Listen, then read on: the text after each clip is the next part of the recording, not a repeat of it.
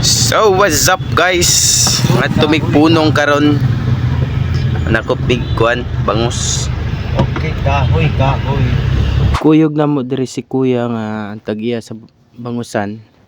Siya ang nag-ingon namo nga manguha mi karog bangus. Ug karon padulong nami sa amuang destinasyon. Mao ni ang view sa amuang giagian. So nakita ninyo daghan mga punong pod. Dool lami ani guys, padulong nami sa punong nilang Kuya Francis. So pasulod nami ani, mag-agi palay kalubinhan o karon sa wakas naabot na ta guys. Sada kayo dako kay lang punong guys. Og kini mao din ni ang ilahang buhianag manok.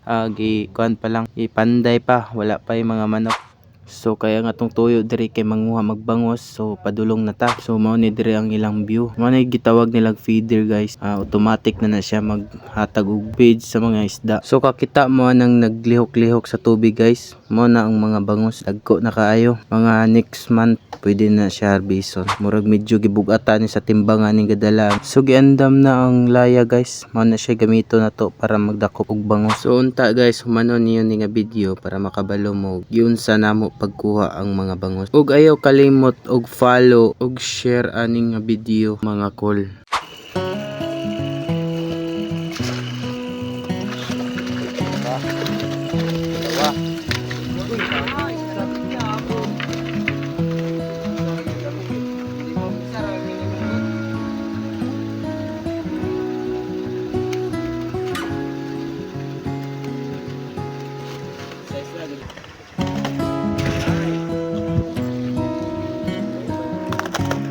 Sagot tilapia.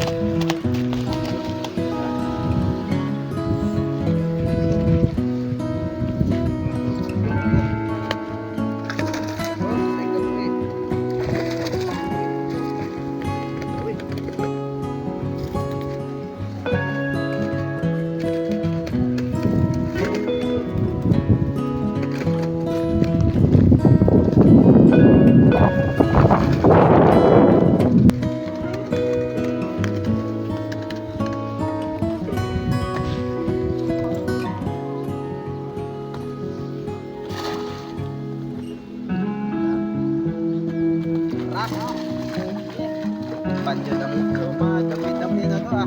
Wala sila gapadoon sa kuan.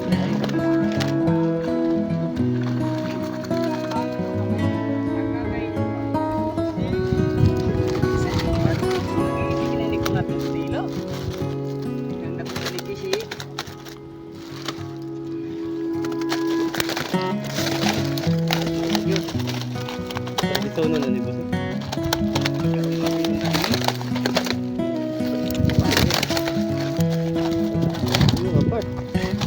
Sore.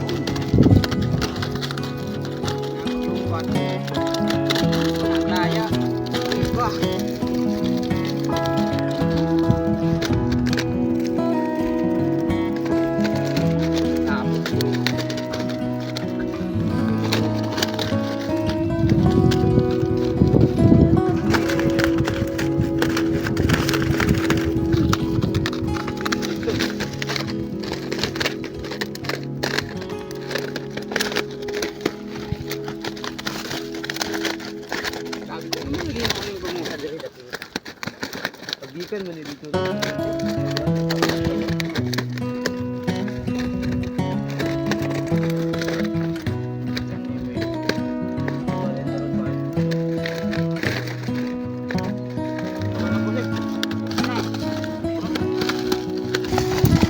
Presko pa kayo na oh. So mao na tanan among kuha guys. So manguli na may kay medyo gusla na or gutom na. Salamat kay ni Kuya Francis. Nasulba jud mo ang sudan karong paniud to. Pag-abot na mo sa boarding house, amo dayon ning gilimpyuhan. Amo din ning gihikay para makakaon na. Pinirito og sinugbara. Goods na kayo na. O dira birada na. Let's go.